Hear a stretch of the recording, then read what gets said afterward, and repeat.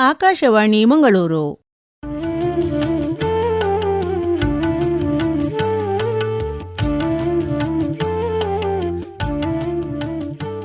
ಕೃತಿ ಸಂಪದ, ಅಪೂರ್ವ ಕೃತಿಗಳ ಸಂಕ್ಷಿಪ್ತ ಪರಿಚಯ.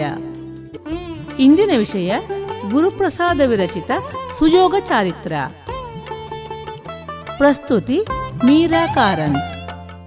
16ನೇ ಶತಮಾನದಲ್ಲಿ ರಚಿತವಾದ ಭಕ್ತಿ ಸಾಹಿತ್ಯದಲ್ಲಿ ಸುಯೋಗ ಚಾರಿತ್ರವೂ ಒಂದು. ಇದನ್ನು ರಚಿಸಿದ ಕವಿ ಗುರುಪ್ರಸಾದ ಶ್ರೀಹರಿಯ ಪರಮಭಕ್ತ.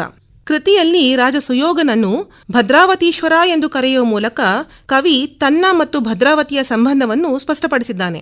ಸುಯೋಗ ಚಾರಿತ್ರದಲ್ಲಿ ಮುಖ್ಯವಾಗಿ 2 ಕಥಾನಕಗಳಿವೆ. ಒಂದು, ಯೌವನಾಶ್ವ ಮತ್ತು ಪ್ರಭಾವತಿಯರು ತಮ್ಮ ಉತ್ತಮ ಆಡಳಿತ ಹರಿಭಕ್ತಿಯಿಂದ ಹರಿಸಾಯುಜ್ಯವನ್ನು ಪಡೆದ ಕಥೆಯಾದರೆ, ಇನ್ನೊಂದು, ಯೌವನಾಶ್ವನ ಮಗ ಸುಯೋಗನು ತನ್ನ ಅದ್ವಿತೀಯವಾದ ಹರಿಭಕ್ತಿಯಿಂದ ಹರಿಸಾಯುಜ್ಯವನ್ನು ಪಡೆದ ಕಥೆ.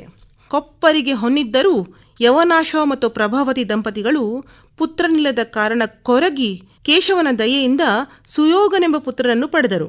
ಅವನಿಗೆ ಉತ್ತಮ ಶಿಕ್ಷಣವನ್ನು ಕೊಟ್ಟು ಸಕಾಲದಲ್ಲಿ ಅವನಿಗೆ ವಿವಾಹವನ್ನು ಮಾಡಿ ರಾಜ್ಯವನ್ನು ಅವನಿಗೆ ಹಸ್ತಾಂತರಿಸಿ ವಾನಪ್ರಸ್ಥಕ್ಕೆ ತೆರಳಿದರು.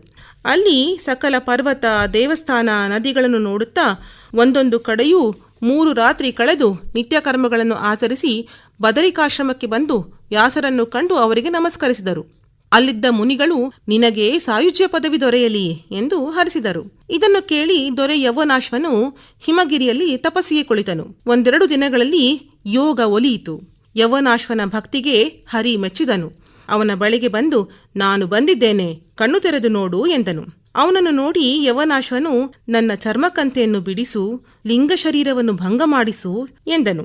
ಭೂಪನ ಹರಿಭಕ್ತಿಗೆ ಮೆಚ್ಚಿ ರತಿಯನ್ನು ಬರಿಸಿ ಪುಷ್ಪಕ ವಿಮಾನದಲ್ಲಿ ಯೌವನಾಶ್ವ ಮತ್ತು ಪ್ರಭಾವತಿಯನ್ನು ಕೂಡಿಸಿದನು. ಅಖಿಲ ದೇವತೆಗಳೊಡನೆ ವೈಕುಂಠದಲ್ಲಿ ಸಾಯುಜ್ಯ ಪದವಿತ್ತನು. ಯೌವನಾಶ್ವ ಮತ್ತು ಪ್ರಭಾವತಿಯರ ಮಗನಾದ ಸುಯೋಗನು 16 ವರ್ಷ ತುಂಬಿ ವಯಸ್ಕನಾಗಿ ಪದ್ಮಿನಿ, ಹಸ್ತಿನಿ, ಚಿತ್ತಿನಿ, ಶಂಕಿನಿಯರನ್ನು ಮದುವೆಯಾಗಿ ಮಾಹಿಷ್ಮತಿ ನಗರದಲ್ಲಿ ಇದ್ದನು. ಸುಯೋಗನು ಭದ್ರಾವತಿಯನ್ನು ವೈಕುಂಠವೆಂದು ಭಾವಿಸಿದ್ದನು.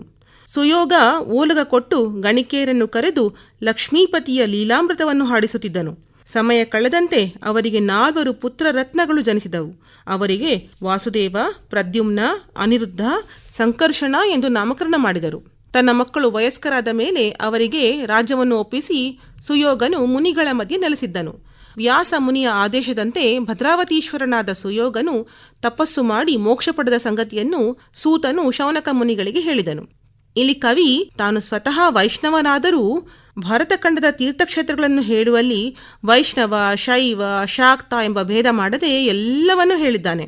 ಉತ್ತರ ಭಾರತದ ಪುಣ್ಯಕ್ಷೇತ್ರಗಳನ್ನು ಹೇಳಿ ಕರ್ನಾಟಕದ ರಾಮನಾಥಪುರದ ಕಾವೇರಿ, ಶ್ರೀರಂಗಪಟ್ಟಣ, ಬೇಲೂರಿನ ಚನ್ನಕೇಶವ, ಸುಬ್ರಹ್ಮಣ್ಯ ಕ್ಷೇತ್ರ, ರಜತ ಪೀಠ ಪುರಿಯಾದ ಉಡುಪಿಯನ್ನೂ ಉಲ್ಲೇಖಿಸಿದ್ದಾನೆ.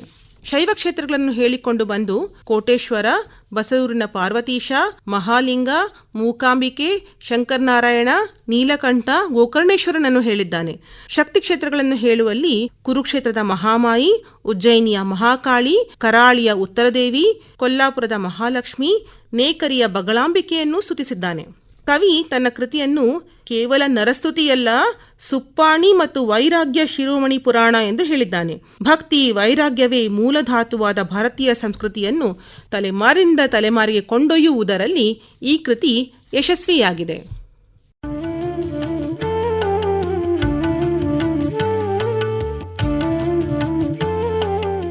ಇದುವರೆಗೆ ಕೃತಿ ಸಂಪದ, ಅಪೂರ್ವ ಕೃತಿಗಳ ಸಂಕ್ಷಿಪ್ತ ಪರಿಚಯ ಕೇಳಿದಿರಿ. ಇಂದಿನ ವಿಷಯ ಗುರುಪ್ರಸಾದ ವಿರಚಿತ ಸುಯೋಗ ಚಾರಿತ್ರ. ಪ್ರಸ್ತುತಿ ಮೀರಾ ಕಾರಂತ್. ಕಾರ್ಯಕ್ರಮ ನಿರ್ಮಾಣ ಸೂರ್ಯನಾರಾಯಣ ಭಟ್, PS.